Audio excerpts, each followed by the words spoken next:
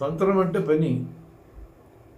నా పనిని నా ఇష్టం వచ్చినట్టు చేస్తా అని అంటూ ఉంటారు చాలామంది. పని మాట్లాడడం ఒక పని, చేయడం ఒక పని, ఆలోచించడం కూడా పనే. కానీ ఆలోచిస్తుంది ఏంటో బయట తెలియదు కాబట్టి అక్కడ స్వేచ్ఛ అనే మాట దగ్గర దాన్ని వాడాం.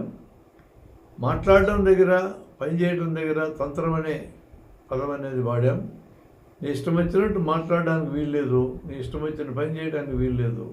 నువ్వు ఒక్కడవే ఉన్నప్పుడు నీ ఇష్టం వచ్చినట్టు ఆలోచించవచ్చు, నీ ఇష్టం వచ్చినట్టు పని కూడా చేయొచ్చు. కానీ మరొక వ్యక్తి వచ్చి నీ పక్కన చేరితే నీ స్వతంత్రం అనేది చేతులు చాపినప్పుడు పక్కవాడి ముఖం మగలకూడదు అనేంత స్వతంత్రమే నీకు ఉంటుంది. స్వతంత్రానికి ఇప్పుడు లిమిట్ వస్తుంది. కాబట్టి స్వేచ్ఛ స్వతంత్రాన్ని వాడినప్పుడు స్వేచ్ఛ మన ఆలోచనకి లిమిట్ చేసి వాడాము, తంత్రము స్వతంత్రం అనేది పనికి లిమిట్ చేసి వాడాము.